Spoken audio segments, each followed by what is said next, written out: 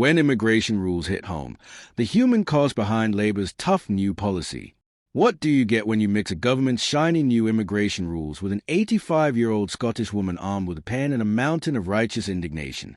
You get a letter so blistering, it could strip paint off Downing Street's front door. But this isn't just a story about angry letters. It's about what happens when Westminster's policy experiments crash headlong into the daily reality of ordinary people. Meet Vicky Curry. And trust me, she's not having any of it. Let's set the scene. Vicky Curry is 85, sitting at a kitchen table in Scotland, staring daggers at the television. Her husband, Jim, is 92 and living with Alzheimer's. For the Currys, carers are not a luxury. They are a lifeline. They are the reason Jim can stay at home, with dignity, surrounded by the memories of a life well lived. So imagine Vicky's fury as she watches the new Prime Minister, Keir Starmer, announce that migrants will now have to wait 10 years, double the previous requirement, before they can even think about permanent settlement in the UK. 10 years. That's longer than most governments last, and considerably longer than most people would want to wait for anything, let alone the right to call this country home. For Vicky, this isn't abstract politics. It's personal.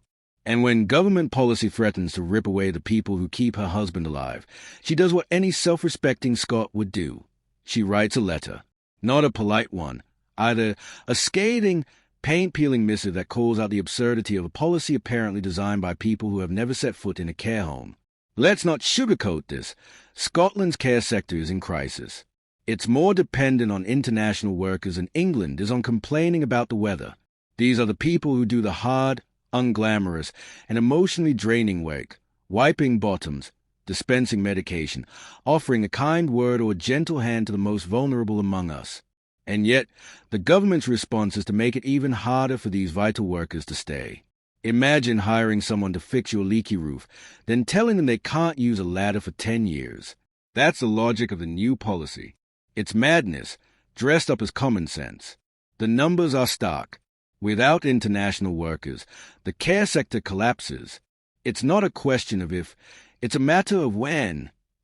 British workers are not queuing up to work long hours for low pay in one of the toughest jobs there is. The simple truth? If you take away the international staff, families like the Currys are left with nothing. So why do it? In a word, politics. Labour, desperate to shed its soft on immigration image, is trying to out-Tory the Tories. The rhetoric is familiar, taking back control, protecting British jobs.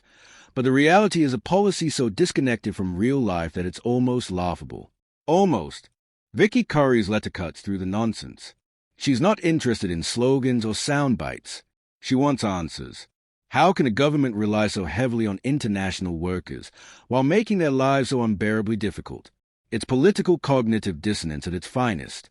And the most bitter irony? The politicians who make these rules will be the first to wonder why the care system is in crisis when the next election rolls around. They'll ask why families like the Currys are struggling. The answer will be staring them in the face, written in Vicky's furious handwriting. This is not just about immigration policy. It's about what kind of country we want to be. Are we a nation that recognizes and values the contributions of those who come here to care for our elderly, heal our sick, and keep our public services running? Or are we a country that uses them as political footballs, punishing them for the crime of being needed? Vicky Curry is fighting for her husband, yes, but she's also fighting for common sense, for decency, and for politics that doesn't treat people as disposable. Her letter asks the questions that matter. What happens to real people when policies hit the ground? What happens to the families left behind? The care crisis is coming. Not if, when. And when it does, politicians will have to answer to people like Vicky Curry. They'll have to explain why they put the appearance of being tough on immigration above the needs of real families.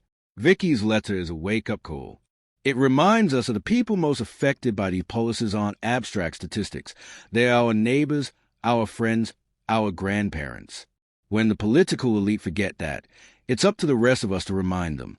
So, what do you think? Will Labour's new immigration rules help or hurt communities like Vicky's? Drop your thoughts below. One thing is certain. The care crisis is coming, and the people in charge had better start listening before another family pays a price.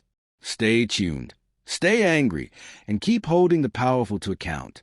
This is UK Plug, signing off, keeping British politics honest, one scathing letter at a time.